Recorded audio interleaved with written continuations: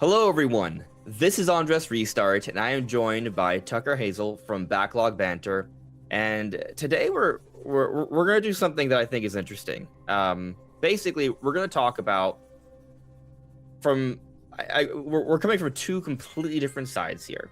Yep. Tucker hates Metroid Prime, hated Metroid Prime 4, right? Like we were chatting on Twitter, right? And you threw out the idea this game could be as low as a 3 potentially, Sure. which for me blows my mind that you feel that way, right? But I also know that you're being totally genuine because you also hate Metroid Prime 1, right? Not a like fan. It has nothing to do with this narrative online. It's 100%. These are your honest to good feelings on the game. Yep. And I'm on the other hand, I'm very high on Metroid Prime 4. Yeah. I mean, I think the Metroid Prime series overall is one of the best gaming series of all time. And you know, I will acknowledge though that there's room for improvement with Metroid Prime 4. I still think it's in line with Metroid Prime 3. It's still a very good game. Sure. But regardless, there's always room for improvement. And you know, it would be nice for a Metroid Prime game to come out where there isn't this massive divide, and most Metroid fans and people, and maybe perhaps beyond the Metroid fan base, because I would say you come from beyond the Metroid fan base. Sure. Like, what can the series do to really appeal to the largest audience possible in the best way without alienating the core fan base, right? And so that's what I kind of want to talk about with you. Not so much why we hate the game or love the game, that's going to come up, but just what can they do from a realistic perspective, a plausible perspective for Metroid Prime 5 that will make it that 10 out of 10 for the most people possible. Yeah, totally. Yeah. And the cool thing is they're at a moment in time where I think it's pretty safe to say there will be a Prime 5. They spent so long rebuilding the technology and getting the team set up to make Prime 4 that I think it just makes sense to use that engine again. You've got the tech, you can build on it, and they're at the moment where they can actively reflect on and receive feedback on a game they just put out. This version of Retro hadn't made a Prime game in 15 years, right? Since Prime 3 came out. And that gap in between there meant that there was just so much time for people to either forget about the games with a narrative change, but we're in the now. They're receiving feedback. They're probably even working as we speak, or maybe early next year on a Prime 5. And so I think talking about this feedback now and where some actionable changes can be made, it's the perfect time to sort of think about, all right, what can they do to not only improve the experience of someone like me who wasn't a fan of the game, but also bring the hardcore fans, people who love the game like you, even to higher heights. Because even with you or my friend Abram, who I did a 2-hour-long review about this game with, there still definitely are areas. Below, by the way. Yeah. There definitely are areas where I think pretty much anyone can admit, sure, here are some things that could be changed a little bit about the game to improve the experience for everyone. Yeah, absolutely. And so, like, regardless of where you stand, I think we can all agree, hey, there's literally no such thing as a perfect game. You know, and so I feel like sometimes when we have this discussion on games, like, oh, this game is this, but it has its issues. I actually almost don't. I'm guilty of saying it sometimes, right? Yeah. But I actually kind of hate saying that because, of course, it has its issues. What game doesn't have issues? Yeah. There's no such thing as a perfect game. It does not exist. Maybe it's perfect for you personally, and that's totally fine. But objectively speaking, there's always room for improvement. There's always something that can be done that can make more people like a game. Yeah, and let's hypothesize a perfect Prime 5. Exactly. We are going to try and find a way how to you know, and I guess that's another thing, right? Like you mentioned that Retro Studios is likely taking feedback.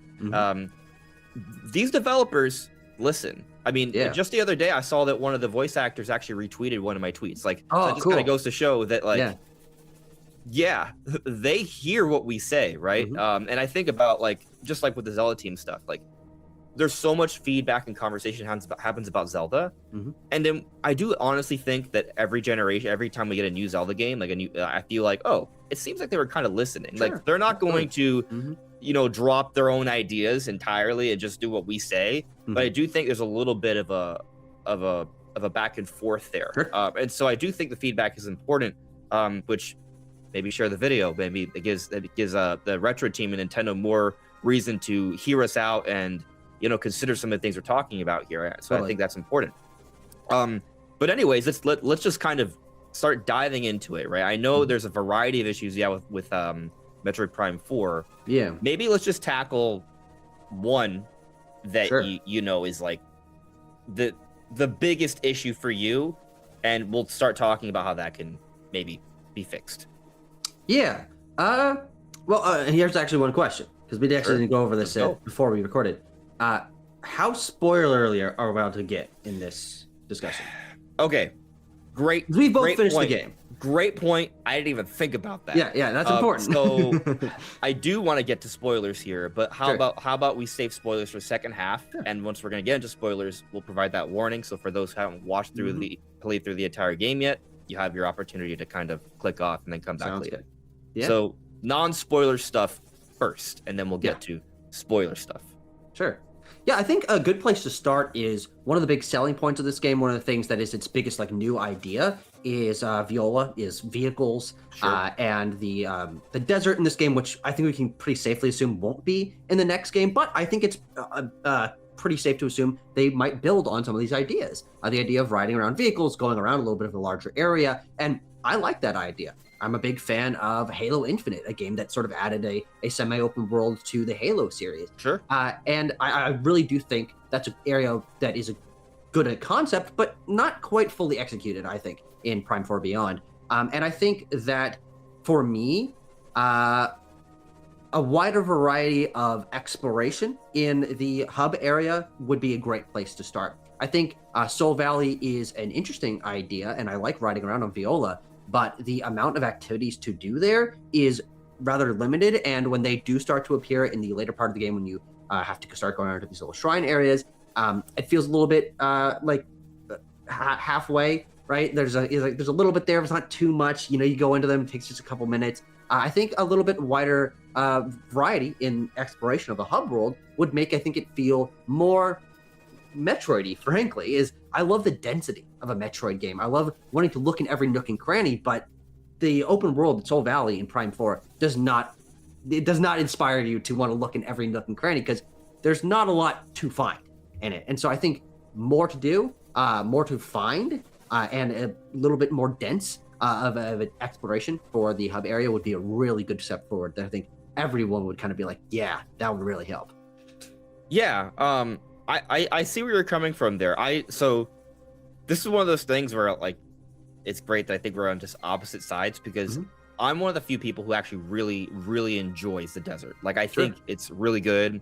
I really appreciate the atmosphere of the desert. I actually like the very alien vibes. You feel like you're on Mars, or people have made references to 2001: A Space Odyssey, with the music, and I think that's really great. I love that. Some people are like, no, there used to be more bombastic music that would have made it better. Those are, I think, part of the problem is these are kind of stylistic choices. Some people are gonna like them, some people are gonna hate them. I will tell you, while it didn't bother me that much, there was a point in the game where I was like, oh, there's only 6 shrines. Yeah. I thought there was going to be more. Yeah. I thought there was going to be more. And it's interesting because I was actually frustrated with the desert early on, not with the desert exploration, not moving around the desert. That part I liked. But I would get to a shrine and be like, oh, great, I found the shrine, time to see what's in here. Oh, I don't have the power up yet. Sure. And that happened a lot. I remember that happened to me too, yeah. But what's funny is that's arguably the Metroid experience. Yeah, where of course. You can't get there do yet. That. I gotta come back later until I have the power up. So it's I hate it, but I'm supposed to love it, right? I'm not against. I guess what I'm trying to say is I'm not against it. I think though what would have been better is if maybe, to your point, there was a few more shrines. Sure. More shrines that I could do something in, because I think ultimately what I felt was oh, I just can't do anything right now. I did try. I every time I found a shrine, I was like, oh, great. Or I found the ruins with the debris sites, and I was like, oh, this is really cool stuff. Yeah, you can't do anything with those for most of the game. Do anything yet? So I don't want it to be the case where they take away that Metroidness of, oh, I can't do anything yet. Totally. I got to come back. That needs to be a part of it, and they did make sure to have that in the desert. Yeah. I just think there needs to be a little bit more of a balance of, oh, but I can do some things. Yeah. And so maybe to your point, they should have gone with a slightly denser, smaller desert. I don't necessarily think the size of the desert is the issue. It's really just the density. So if that solution is making it a little bit smaller so it can feel denser, sure, maybe. And something interesting to point out, and I think this might, like, a lot of people like to kind of speculate like what went wrong with Metroid Prime 4, and I feel like there's an implication there that something went wrong with Metroid Prime 4, which that kind of comes down to opinion. And we can speculate like, oh, was it COVID? Oh, was it the restart? Oh, was it the having to be on Switch 1? I think they're all like possibilities, right? Like I wouldn't be surprised if there were certain decisions that were made because this was for Switch 1. And I kind of have to think that for Switch 2, they'll have a little bit more flexibility with the decisions they can make in terms of how the world is designed. Because like that desert running at 60 FPS on Switch 1, there's like no Switch game that has like a vast open environment running at 60 FPS. It's a very good point. There's usually a sacrifice, right? There are certainly, I think, more impressive open world games on Switch 1. Both the Zelda games, the Xenoblade games, from an open games. From an openness perspective, I totally agree. Yeah, but it also just like density, complexity, things to do, amount of enemies. All those games have a little bit more going, but they certainly do not run as smooth as Metroid Prime 4 does. And so you're right, there's a little bit of a give and take there. And so, that is one of the areas where, for all the complaints I have with Prime 4, performance and visuals are not one of them at all. And that's an area where you can kind of see maybe they put their eggs in one basket, where I personally think that for me, I would have taken a little bit of a sacrifice on visuals or performance to have a little bit more density, just because I love Breath of the Wild, and Tears of the Kingdom, and Xenoblade 1 and 2, like our 2 and 3 rather. I love those games so much, and I was hoping for a little bit more out of Soul Valley.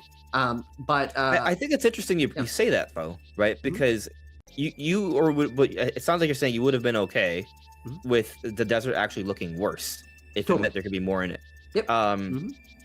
And I think that's a totally fine opinion. But what I find interesting about it is that had Retro Studios actually done what you said, there would have been still a lot of like there are people that think the desert looks like complete garbage. Which I think is totally off. I do think it does clearly look not as detailed as the other areas outside of the desert. But I don't think the desert looks bad. I think the desert looks good for what it is. But it's just interesting though that like had Retro Studios decide, oh, you know what, just in the desert we're 30 FPS, like which might have felt weird for the rest of the game being 60 FPS, right? But it would have maybe enabled them to do some more things in the desert. So I guess what's interesting is that no matter what they would have done, there would have been more complaints. More people would have complained about how the desert looked than if they put more things in it. Like we were gonna just find things to complain about. But maybe, what's interesting is that maybe had they just focused more so on just the gameplay aspect or the content of the game, like because frame rate does matter. Then more people would have been okay with that, because I think at the end of the day, frame rate's great, and Retro Studios games are always 60 FPS across the board. I would like that to stay, but if we're talking about what's going to impact the most amount of people, the content is definitely what reaches the largest audience, for sure. So I mean, I think it's a really interesting point. But the good news is Metroid Prime 5 is probably going to come out on Switch 2, where they're going to have the flexibility to probably be able to pull off both ideas, where they can make a denser, more interesting 100%. Open area and still be 60 FPS. So as we saw with the both Breath of the Wild and Tears of the Kingdom having their Switch 2 editions, both those games run absolutely flawlessly. And you can see, even with two of my favorite games of all time, I think two of the best games of all time, on Switch 1, they definitely sacrificed a little bit of performance to have that amount of density and scale. The physics and all, like there's so much going on with those games. It's kind of extraordinary, especially with Tears of the Kingdom. They were able to accomplish that on Switch 1. But on Switch 2, far sharper, better draw distance, 60 FPS. So that's not even like a ground up Switch 2 game. Like they can go probably beyond what they did there. So which is just exciting to think about this idea of for sure. Some of the things that I think are for me issues with Prime 4 may just be alleviated by having a little bit more powerful piece of hardware to work from the ground up, which is cool. And it kind of brings me back to like, Retro Studios probably had a lot of potential hurdles to get over here. With the promise of it needing to be a Switch 1 title, it doesn't shock me that Prime 4 not only it's a launch, what makes almost launch, not launch window, but kind of launch. It's launch window. No, it's launch. I would say 6 months is launch window. It's basically this. If it came out 2025, it's launch window. I agree. They made it to launch window just barely, literally the last game. And so that probably has a lot of pressure. You know, they probably only want to make like there's a lot of things that they probably had to juggle. You know, and then they had COVID and all that, and then there's high expectations. You know, when I bring going back to like the whole point about the desert, like people are gonna overanalyze every little thing about this game. So you know, a lot of challenges there. But anyway, I think we kind of agree that to make the whatever it is they do next, because we both assume that they're gonna kind of maintain the same direction, right? Like, I think people who are asking for this to be Metroid Prime 1, just go and play Metroid Prime 1. Like it's I'll concede that when I realized how linear the game is, I was like, oh, that's what this is. Like there was definitely a moment I was like, oh, that's what this is, and there was a little bit of, oh, I kind of would have wanted to see this, but it's something else, which I think is not necessarily a bad or worse thing. It's just a different thing, and we'll get to that in a moment here. I mean, I guess we're kind of transitioning into it because there is more to say about the desert. I do think that like something that I thought was an obvious good idea that they kind of did, but not really, was having field bosses. There's one. there's one. There's one, but it's a scripted event. And it was very cool. But you know, like they probably could have done a bit better with the enemies, which again may go back to the whole performance thing. Maybe they wanted to, but realistically they couldn't. It was actually technically more than one of those giant sandworms. I don't know if this was intended or if it was a glitch, but I killed both. So I was able to actually shoot one from far away, and it blew up like a balloon. What the heck? I wish I recorded this. That's interesting. Like it blew up like a hot air balloon. Like it just like burst and it disappeared. And I was like, oh, I just killed it forever. Oh, like I was struggling so hard because I could tell the game wasn't letting me like attack those giant sandworms, but like I found a way to hit one from very far away, and it just died. So I don't know. It was just kind of a weird thing, but yeah, maybe all these things can kind of be rectified with just you know a more powerful console. But you know, I think some people would still complain about like the green energy crystals or how big it is in terms of like going from point A to B. Like, do you think they need to have fast traveling in this game, like in Zelda, where you're like, oh, I just teleport here, and or can they still maintain we don't fast travel in Metroid, we just find shortcuts? That I think is a great key thing you just said there. The idea of shortcuts. I think I don't mind going across the desert. That's not my biggest issue. I think for me, it's how samey going across the desert is for the course of the runtime. The only ability you really get with Viola is that you extend the boost meter a little bit. Yeah, you can get a few extra charges. So, and that's fine. But I do think that one of my great strengths of the Metroid series is feeling a sense of progression with your abilities. And Viola doesn't really have that. It is an ability, but Viola in and of itself doesn't really change over the course of the game. And I do think that if they're going to continue with vehicles, I think some upgrades for the vehicles across the course of the game would go a really long way in terms of alleviating that sense of repetition that comes from exploring an open and rather... I'll say shallow. I'm not a big fan of the desert, so I'll say shallow open area there in the hub. But imagine if you unlocked some abilities that did make your traveling a little bit faster, or if you were able to, when you complete an area, make sort of a path that's like a faster route that you can go. Like a psychic bridge. That would be very cool, right? Yeah, going above. Use the verticality a little bit more of an open area. Like a psychic highway. Sure, yeah, that'd be very cool. Yeah, and that would make the open world feel like it was changing a little bit more. It would give you a sense of progression. It would also then cut down, like, okay, I've been to this area. It doesn't take me quite as long to get to that area, but if I want to go to a new area, it's going to take a little bit longer, right? I think there is a balance there that definitely would have made the hub area feel a little bit more dynamic and give you a sense of progression across the course of the game. For sure, and I also think that like with the green crystals, personally, I feel like the complaint is, I don't, maybe it's because I actually really enjoy like drifting. Like when I go into the desert, I just like playing around with the open environment, and I'm like blasting through crystals left and right. And so by the time I get to the end game sequence, I already have 125% of the green crystals. Ah, okay. So like I'm like well past I'm well past the point of needing more. So that whole issue of the quest, it's not an issue for me. I actually think it's an improvement over prior Prime games, because other Prime games, there's usually like these keys at the end of the game. You're like, oh, okay, it's kind of a slog. With Prime 4, I actually think they did a better job.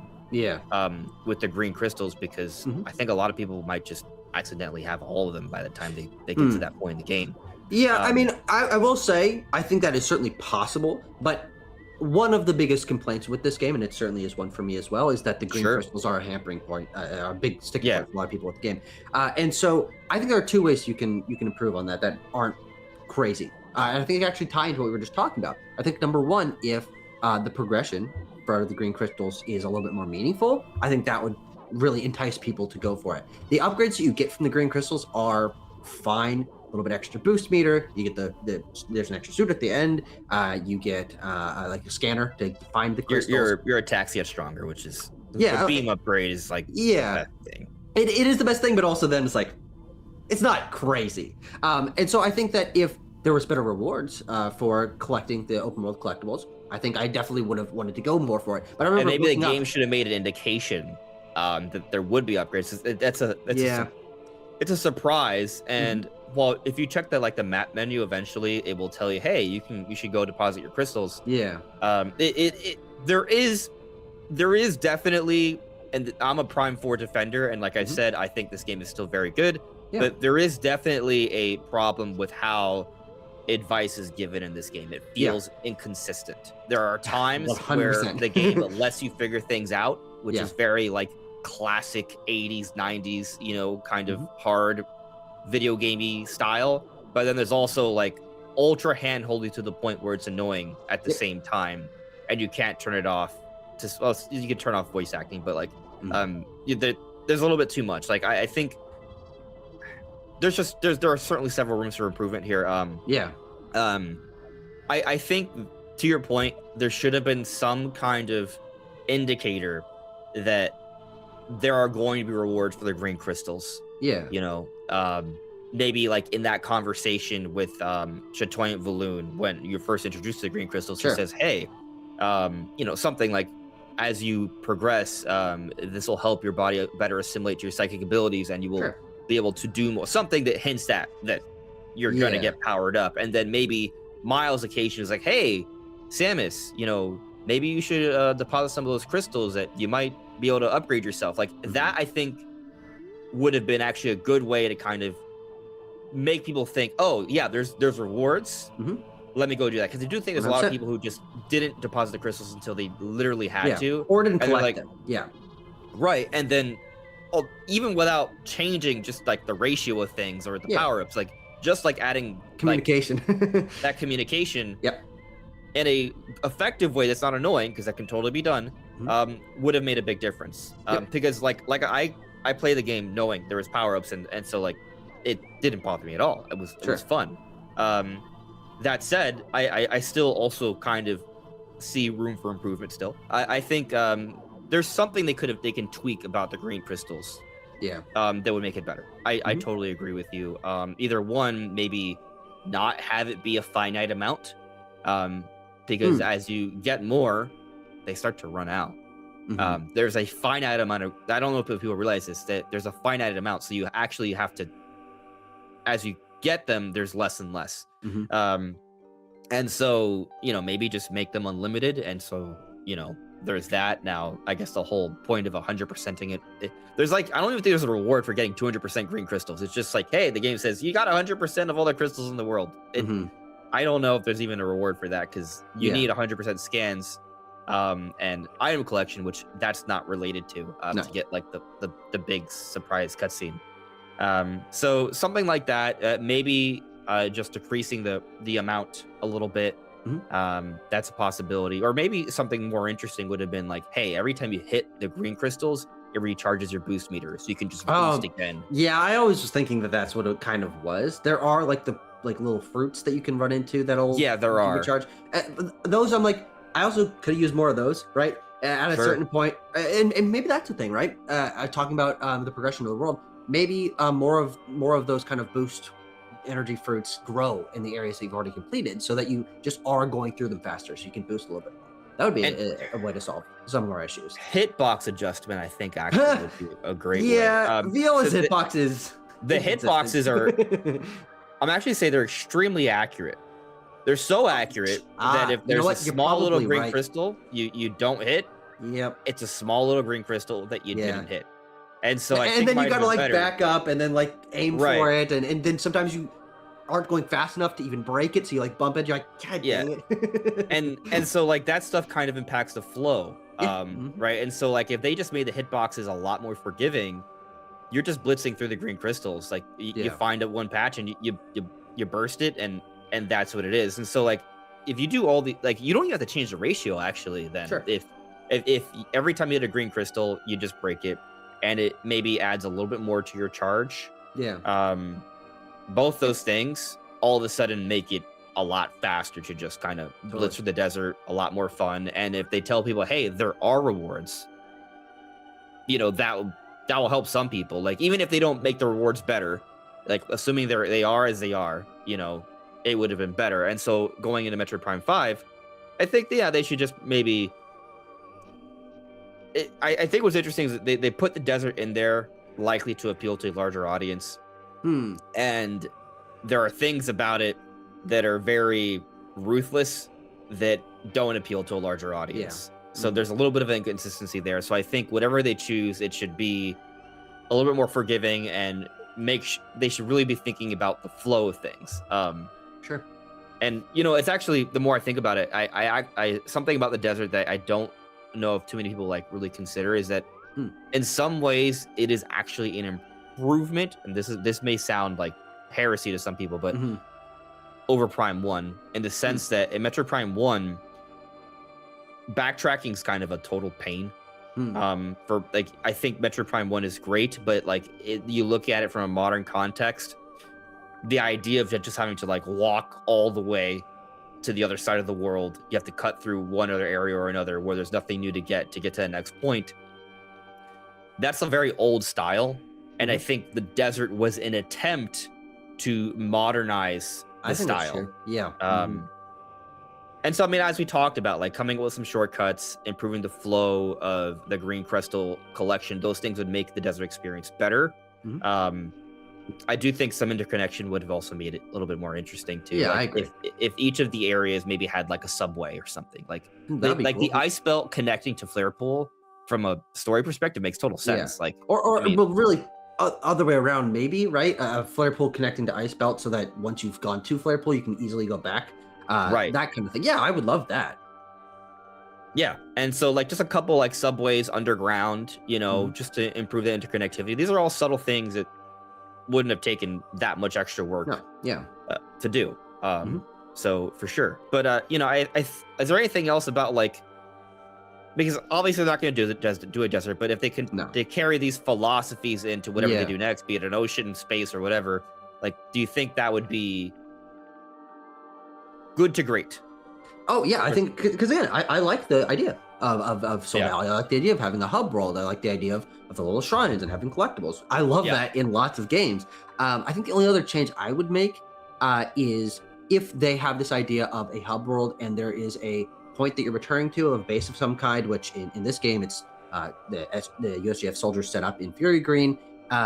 If that was more centralized, I think that would have also really helped. I think a big part of the backtracking that can be a little bit annoying is the fact that you have to go back to one specific area that isn't in the middle of the area, and so sometimes you have to go all the way across to get to it. And as centralizing a hub, centralizing the area that you're going to continue to return to, I think would really help the backtracking or the returning feel a little bit more focused, right? And instead of having to go to it's cool that it's in the first area, and I don't have any problem with having to return to go back and talk to people at the camp, but I didn't like that it was all the way on one side. Right. And why isn't there just a little camp set up at the bottom of Chrono Tower? Like, that would have really helped. Yeah, it's interesting. And I think there's a few different ways they could have gone about it.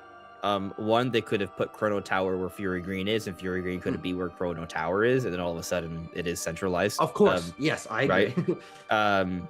Now, obviously, they have to redesign the desert a little bit. They have to put some mountains and things like that, in the middle, which I don't know if that's a issue with, that'll impact just, because again, they're dealing with Switch 1, and I wonder, if putting another layer of geometry there would make it harder or not. But another simpler solution would just be shortcuts to Fury Green.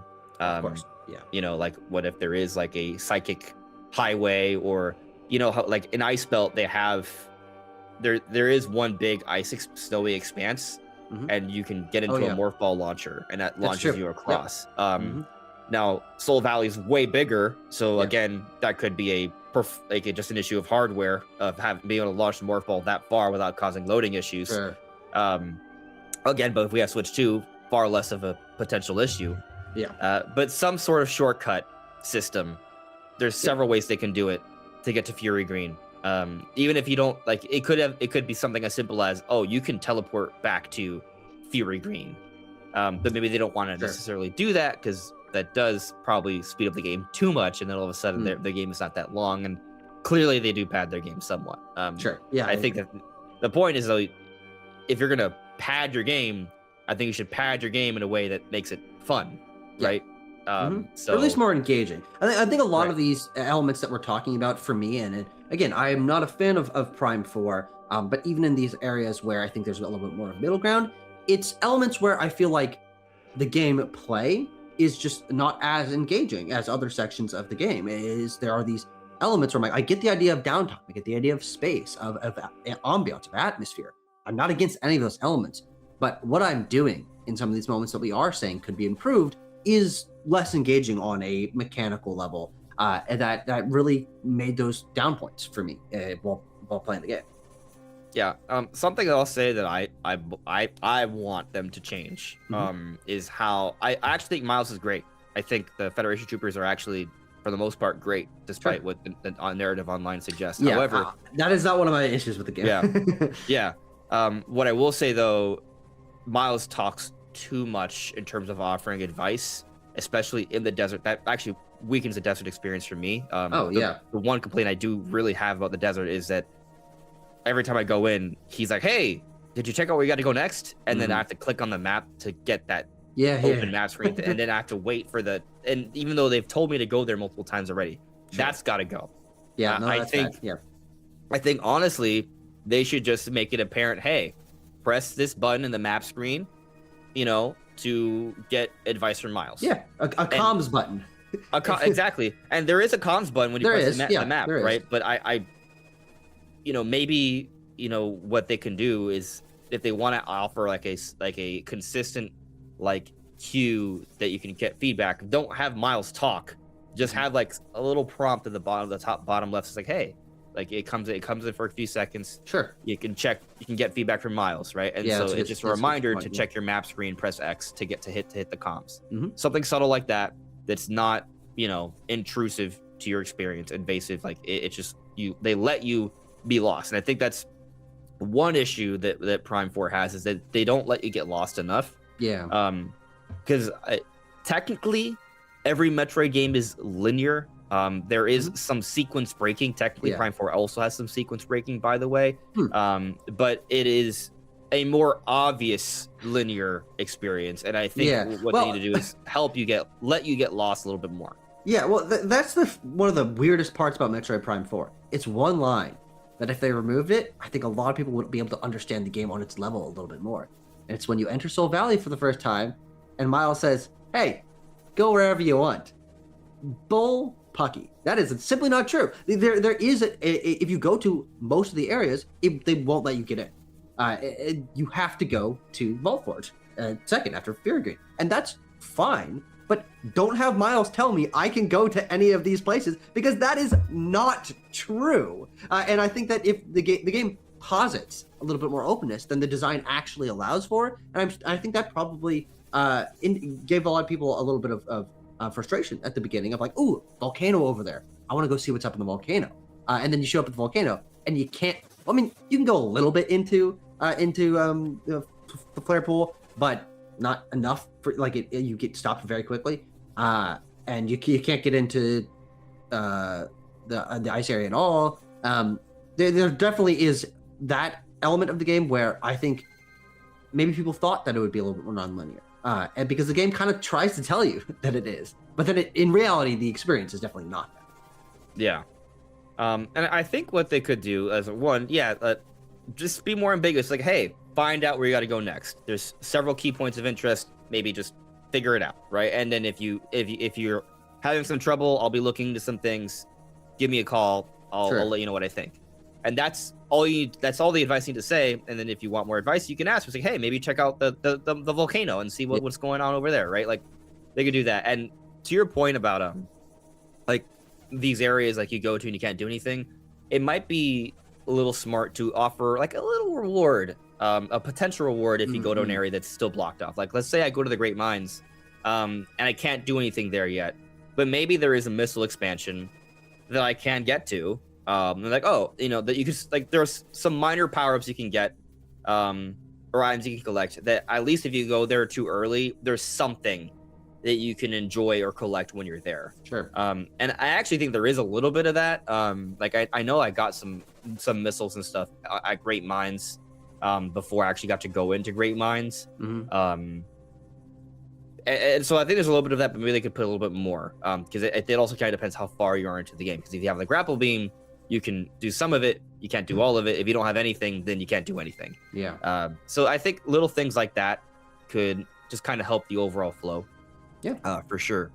But let's move beyond the desert, unless there's something else there you want to bring up. No, we've been very thorough. Okay. So, I was kind of curious how you felt about like the combat in the game. If you feel like, because I know you hate the Metroid Prime game, so I guess I want to kind of understand, like, is it just like a structural narrative thing, or is it literally the gameplay itself that you just can't enjoy?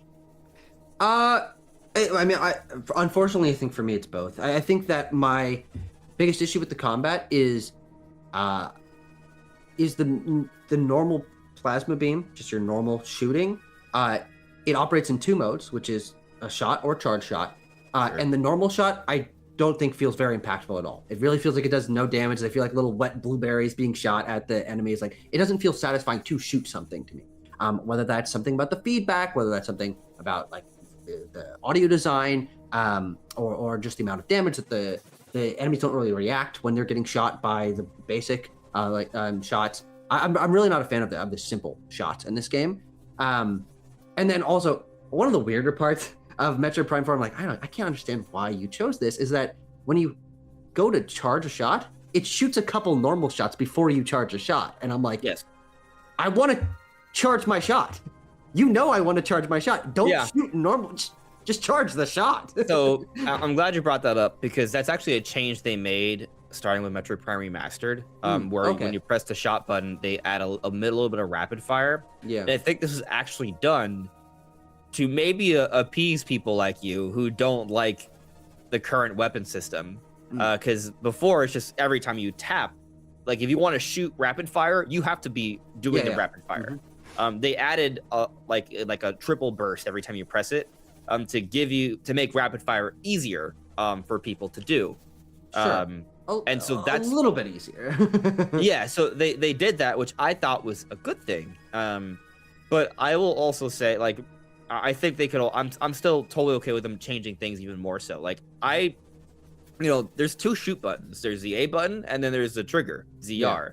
They can do different things. They could. Yeah, I would be fine if like the trigger was literal just rapid fire. Yeah. And maybe A was a single shot. Sure. Yeah. Yeah, that would be great. And maybe they could even build on that, right? Like each beam has like different application. Like when you do the charge shot, it has a certain effect. I mean, charge shots are actually what's cool about the psychic beam. Is that you mean the one you can control?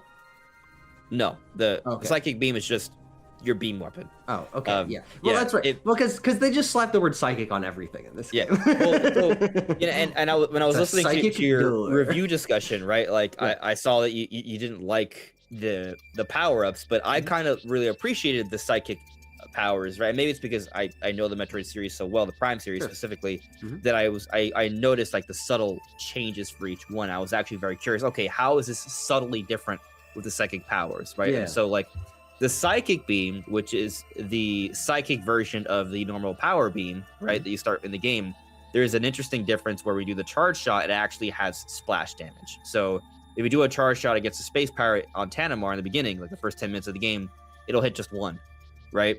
But if you use a psychic beam against like 2 or 3 Grievers that are right next to each other, there's like a blast that they all feel. And so I think there's something interesting there, and I think maybe they could build on that. And if they're both just 2 separate buds that have their own different like function, maybe that'll appeal to other people who are just kind of like normal shooters more. And I don't think that would really ruin Metroid Prime gameplay. I think it would be different, but I don't think it would be so different that people are like, oh my god, I can't believe they did this. Sure. Maybe people in the comments were like, how dare you suggest that we get an auto fire button like a machine gun and then a charge shot as separate? Like, how dare you? But I think that would actually probably make more sense to a larger audience. Yeah, I definitely think so. That's a good suggestion. That again, and a lot of stuff I think we've been talking about here are not major changes. I do, on a personal level, have issues with sort of larger structural elements of the game, but a lot of these things are elements that. I mean, we're not making the games. We don't know exactly how hard they would be to implement, but they're not from the ground up elements. It's a lot of. So we're trying to be reasonable. I think so. Yeah.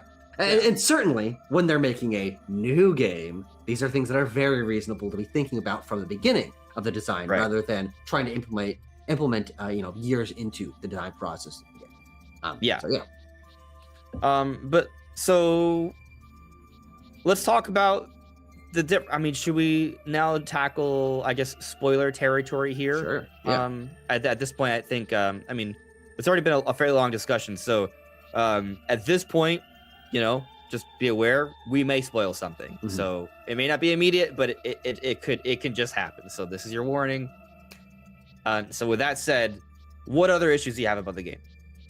Well, I think one of my biggest letdowns of the game is the last section, specifically Chrono Tower.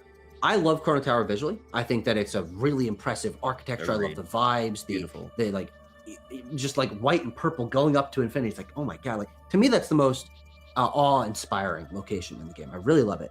But unfortunately, it's an elevator. it's not an area really. And I think that one of the great things about the Metroid games that I do love is having a sense of spectacle and culmination at the end of the game that I think Metroid Prime 4 pretty much entirely lacks. Flare Pool is a little bit more of it's a pretty linear section of the game. It has some integration of the Galactic Fed troopers, but Chrono Tower being the last area of the game, I think is a big missed opportunity to feel like there's a little bit more of a culmination, right? A little bit more spectacle. I think that what I like in a lot of these kind of games is feeling like I've really mastered my abilities, right? I'm bringing together all the things that I've learned, all the power-ups that I've gained. Sure. And, the Chrono Tower, you don't do that. You There's none of do that. like one thing, but otherwise it's just an elevator. And I think that, if there's vehicles in the next game, I'd love for the final area to have some integration of the vehicles, and you're using all the different bombs and all the different beams and all the different power-ups that you've gained.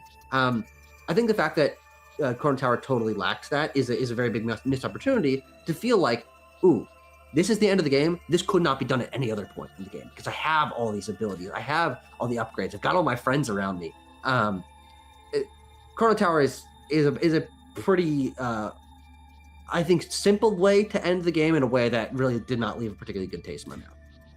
It's interesting, right? Because I think I think it's a good point you bring up, because most Metroid games at the end, there is still like an end game sequence that you do get to experience all your powers. Yep.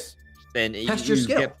you get to you feel how much stronger you are. And so there isn't really, I mean, like, yeah, you feel that, right before to an extent. Like, yeah, you can do a lot more, but there is never like that last big moment where you're kind of doing everything on a short span. So that might have been a cool idea. But I look at like Prime 4 structurally. I'm like, how do you do that? Because I think you also, and when I just thinking about from what I've heard of your opinion so far in the game from your review, like you also want it to make sense, right? Like having a shootout in Chrono Tower would take away from the atmosphere of Chrono Tower. So like you would have to change things dramatically there to kind of do both. I also think it would be weird to like have like a series of trials at the end, which they could maybe do, but why would the Federation be involved? And then also, like, if Samus is extremely powerful and doing all these things, how do the troopers even keep up? And so there's like all these different things that could maybe get in the way, and maybe that's just putting themselves into a corner with wanting to integrate the troopers, having this special tower. To that point, and I think we're talking a lot about Prime 4 and where, for me, so there are some elements I think could be improved in a future game. You can make a final area that makes sense, that has for sure challenges in it, and a test of skill and all that stuff. I agree that as they designed Metroid Prime 4 with Chrono Tower, which is not a large area at all, it's a big cylinder. You're right, doesn't make sense. I think there's two paths. Is number one, I think, okay, well, then design Chrono Tower differently and have it make sense and have the last area be more exciting. But then on a parallel to that, like that's criticism I have of Prime 4, I do think it can be improved for a next game, right? That's really what we're talking about here. Is like, okay, where can they learn from some of their mistakes? And I think that a final area that really is a test of your skill and all your abilities is a big moment that I love in so many games, and Metroid Prime 4 lacking that can be improved in a Prime 5, because I know they're capable of that. Oh, for sure, because they did it in Prime 4 already. Flare Pool. Sure, yeah. That escape sequence is epic. There's a combination of power Samus needs to use. She uses the grapple beam, and there's destruction and environmental changes happening. Like, and there's a lot that's done there. Like that could have been like almost like a preview for what they could have done at the end. So I was actually going to give you like a potential solution despite all the hurdles. So what it could have been is that, and maybe at this point, this is where it's just kind of like video gaming. Oh, it just so happens now, so everything kind of starts to go to complete shit. But I mean, maybe it could have just been like another green crystal eruption. I don't know. But the moment you set off to go to Chrono Tower, they don't skip to literally at the tower, but you actually travel with them from Fury Green all the way to Chrono Tower. And because right before you go to Chrono Tower is the point of no return. That's where they're like, hey, exactly. Make sure you've done everything. So I agree. I thought there was going to be like a trip across the sands with the big robot and everything, but they just it's a cutscene. And so what if like there was that, and maybe like the desert like breaks apart, becomes more of a valley, there's more platforms involved, you doing things to try and help out your troopers get to their point, right? But you're gonna do things on your own at the same time, very much like how Flare Pool is. And so things are breaking down, exploding, there's grievers coming in at you, and so there is like this desperate struggle that's an epic bombastic linear sequence to get to Chrono Tower. And then when you get to Chrono Tower, when you're there, that calm and tranquility might actually be like a really nice like contrast. Like, and so we're not even changing Chrono Tower at all in this scenario, but we're still giving everyone that sequence where you're like, oh, I can do all this stuff. Yeah, and I think maybe in their mind, Flare Pool was that. Yeah. But I think that they're obviously literally disconnected. Flare Pool and Chrono Tower, they're not the same area. Yeah. And also, I think another big issue when we bring up the green crystals from earlier is that while it might not have been an issue for you, and it's certainly not just like an issue that everyone experiences, I think a lot of people, unfortunately, after Flare Pool, have to spend a lot of time collecting green crystals. You got to go get all the mech parts, or you have to get at least some of them. And that is definitely like if they wanted Flare Pool and Chrono Tower to be sort of two parts of a final act, that's totally fine. Well, the Great Minds happens between them, though. Oh, sorry. I meant the Great Minds. Yeah. That's what I meant. Okay. That's what I meant. Okay. Oh, I was conflating those two areas. But okay, you're right. The Great Minds are more of a linear action set piece sort of thing. But yeah, I think the fact that they both, like, Flare Pool and Great Minds are two. They're both like very actiony, but different ways. Like Flare Pool is like very actiony. Great Minds is almost like creepy. Sure. But anyway, I didn't mean to take away too much from your point. I just wanted. Yeah, but I like the idea of including a obviously more of a set piece sort of culmination before the final area, and that could have been Flare Pool or Great Minds. But most people are going to have to like go collect a bunch of stuff between Great Minds and Chrono Tower because you're not even, well, most people aren't aware that you're supposed to collect specifically the mech parts, because you can find Takabi before the Great Minds, but I certainly didn't, and I don't think most people do. It's a weird balancing thing where I'm like, you could have rearranged these parts a little bit and really make the flow work a little bit better. Yeah, I love running into Takabi in the desert, by the way. I thought that was a cool thing. Yeah. And there's some really cool like conversations that happen there that I think are pretty great.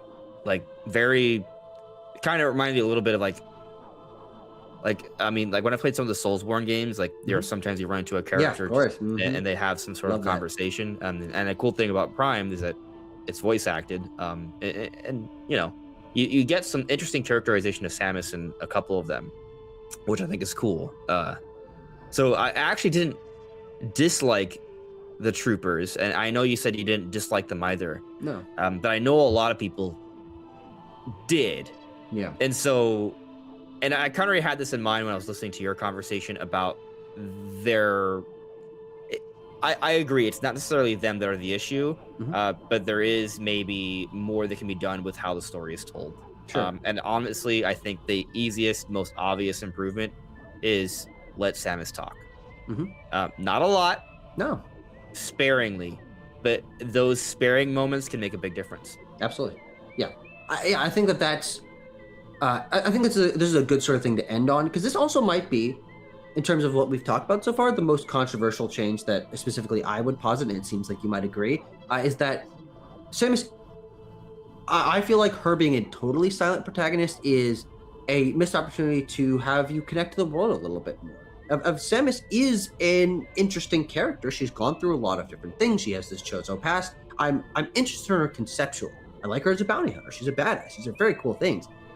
But in a game like Prime 4, and presumably what Prime 5 would continue, that has quite a bit of dialogue and side characters that you're talking to, or that are talking to you as Samus, having her be totally stone cold silent, I think really created a disconnect for me. And it's one of my biggest issues with the game. Specifically because she ceases to feel like a person to me when she doesn't talk at all. She'll give like the slightest of nods on occasion, and you're like, oh, okay, she's real, she's alive. Yeah. But otherwise, the Galactic Federation troopers will ask her a question, and she just simply will not respond, and the camera will sit there on her face, and nothing happens. And I'm like, that is something where if she had quick, short, serious lines, sort of Master Chief style, she doesn't need to be particularly verbose, she doesn't need to be making jokes, but just like a simple yes, or here's a suggestion that she has, or something like that. She can bring her wisdom and her experience into these scenes. I think that would go a long way to connecting to the world, and also just making her feel like more of a, not relatable in like a, oh, I really feel like I can be her, but relatable in that she is a person and people talk to one another. Her stone cold silence is something I find very disconnected from me and Samus as a protagonist or a character. Yeah. I mean, I don't feel exactly the same way you do. But I still also, I understand, and I do agree that it's just interesting. Like, there are certainly like just subtle things that if I was responsible, I would have done a little bit differently. Yeah. Because I think a lot of the issue from a narrative perspective is you want to make sure people understand what's going on with the game, but do it in a way that's tasteful. Um, and I kind of wonder, like, do they need a better writer? Like Mm. Yeah. I don't know if I mean, it might not even be a writing issue. I kind of wonder, like, is this like, are there certain things that like higher ups at Nintendo said, hey, Retro, you can't do this. And so like if Nintendo said, hey, you can't let Samus talk in this game, that kind of that makes it a lot harder for them. Like they don't really Mm. have as much choice in that matter. And so then you have to really start to think about what you do. I actually felt like in Breath of the Wild, the story was hampered by Sam a bit by Link being a mute. And so I a lot of agree. the conversations were they were written as dialogues, but they were monologues, which was a problem. In Tears of the Kingdom, actually, I think the story is better because either the story is happening in the moment when you're playing as Link, and so there's not like cutscenes with just like text and events, right? Or it was Zelda in the past where Link's not there, so it is all actual conversation, dialogues, no monologues, so it makes sense. So I do think that they have to be thoughtful about that. And I like, for example, something simple, like when Samus meets Miles and she shoots down 2 of the 4 vines that unlock the sequence where the Reavers come out and attack. It could cut to not just the Reavers coming in. I mean, it could still do that, but there could also be a Samus, get down. It's 2 words. It's not a lot. Exactly. But, yeah. But it shows that she cares about Miles as a person to not die, right? Like it's not like saying that she loves Miles' personality, but she cares for her life, right? His life. I think that would be like simple things, and maybe it's a one-liner like that for each character at one point or another, but it's just enough, Yeah, totally. Right? Like something like that. I think would have been fine. I actually think it was really cool. The ending sequence. There were 2 moments where Samus emoted way more than she ever, like when Armstrong comes in and to give Samus a hug, and she actually like puts her hand around Armstrong like that. I've never seen Samus hug someone before. Yeah. Like I thought that was kind of a cool moment. Right? I feel like she's kind of like a big sister to Armstrong, so I thought that was cute. And also interesting, with Sylix, when you beat Sylix, there's a moment where Samus tries to save Sylix before he falls. Sure. And so that, and it makes you, for me being someone who like analyzes the entire series, like I do think that's with intent. I don't think of course. I think there is more to Sylix. I think the way maybe they can I don't think they did the best job of conveying Sylix as the most interesting. Like, I think he's a cool character. Sure. And I think the moments with him are cool. They got the coolness part down packed. But the backstory stuff, I do think either A, they just did a terrible job of having a backstory and there really isn't one. Yeah. Or I'm hoping what it actually is they there is a lot more. And I think they just ran into an issue of, because they know there's more and they're planning more, they didn't share the right parts or enough of the right parts. Yeah, I think that, because people are left like, okay, why is this guy a douchebag? Like, and you know what? Maybe it's not even a situation where they have to change any of the cutscenes. Maybe it's just have a moment where Samus just says, Sylix, you don't have to do this. Maybe that's too much. Maybe that'd be too much for Samus to say, but something. I mean, she does do something. She doesn't want Sylix to die. But maybe she just does Sylix. Like, she just says Sylix, ellipses, and that's enough for people to kind of be like, oh, right? Like, just to think, okay, maybe there's a little bit more here. Totally. And so subtle things, maybe they got to bring in Sakamoto to write the story. For those who know, maybe. Yoshio Sakamoto he's the creator of the Metroid series, and he's a pretty good like writer. He writes the stories for the Famicom Detective Club games, and that's very story centric thing. And then 2D Metroid is actually fairly story centric from a little bit, right? Like there is a narrative there that's pretty good. I understand the Prime games are separate, but I don't know. I think that there is something there that wouldn't take that much extra work that would make the narrative better. Totally. Yeah, absolutely. Yeah. Anyway, beyond that, I feel like I mean, we didn't talk about the level design of the different areas. We didn't talk about the boss fights, but I mean, I think those areas are all masterpiece material. I don't know if you agree with that, but I don't, but I don't think that's too big a can of worms to open now. I think with an hour-long discussion. Yeah. But I think if we did all these changes, though, I think a lot more people would be like, yeah, this is really good. 100%. Yeah. Tucker, thanks for coming on. I think this was hopefully a fruitful and productive conversation. I certainly enjoyed it, at least. Yeah, absolutely. And I hope everyone in the comments, of course, Andres, you have a very big Metroid fan focused community. I hope what I showed here is that even though I do not like Metroid Prime 4, and you can find out in more specifics why in my very thorough review that I did, which Andres said he'll link in the description, that there are people who don't like Prime 4, that it's not for ridiculous reasons, it's not for narrative reasons, or like I'm not just coming up with it. I have criticisms, but I do think it can be improved. I think Retro's a talented team, and there's a conversation to be had about the strengths and the weaknesses and the different preferences that people have, because Metroid's also a difficult series in that they're clearly trying to make it a bigger deal, but they also probably should make some design decision choices that it's a pros and cons sacrificing thing, right? If you want more people to like the game, maybe it's going to come with some costs that make hardcore fans not really like it as much. It's very series. Absolutely, absolutely. Well, but yeah, Andres, thank you very much for joining me here. I hope people enjoyed this, thought a little bit more about the game, and I hope you are then maybe kind of interested in hearing what I have to say about the pros and cons of the game in my review as well. Yeah, for sure, guys. Check them out. But we'll see y'all soon. Take care. Bye.